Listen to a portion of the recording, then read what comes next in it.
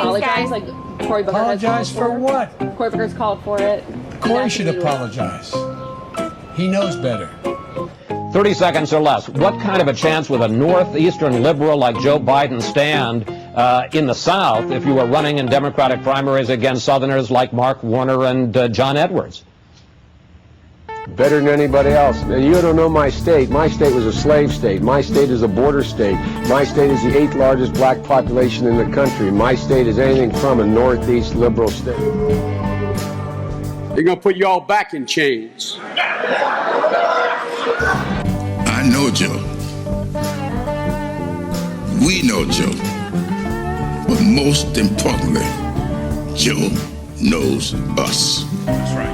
But I tell you, if you have a problem figuring out whether you're for me or Trump, and you ain't black. I think Joe Biden might be suffering from that same white entitlement and privilege and ego, where he's just that old school white male who feels like, hey man, they need me, I don't need them.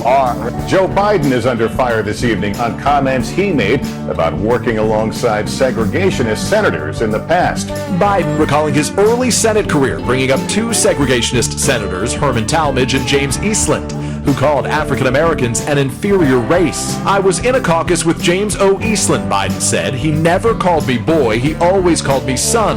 At least there was some civility. We got things done. We didn't agree on much of anything.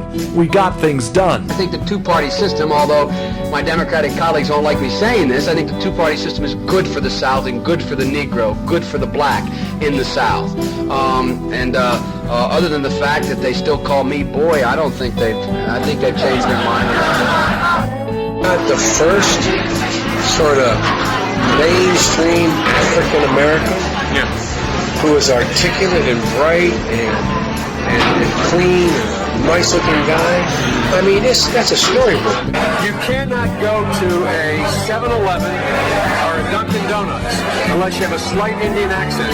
I'm not joking.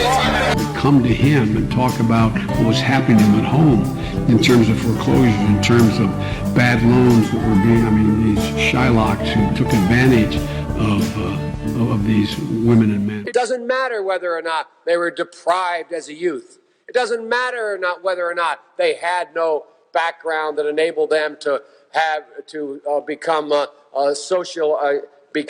socialized into the fabric of society. It doesn't matter whether or not they're the victims of society. The end result is they're about to knock my mother on the head with a lead pipe, shoot my sister, beat up my wife, take on my sons. So I don't want to ask what made them do this. They must be taken off the street. That's number one. There's a consensus on that. Tens of thousands of them, born out of wedlock, without parents, without supervision, without any structure, without any conscience developing, because they literally, I yield myself 3 more minutes. And Madam President, we have predators on our streets that society has, in fact, in part because of its neglect, created.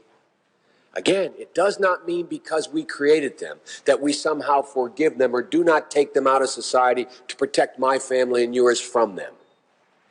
They are beyond the pale, many of those people. Beyond the pale. And it's a sad commentary on society. We have no choice but to take them out of society.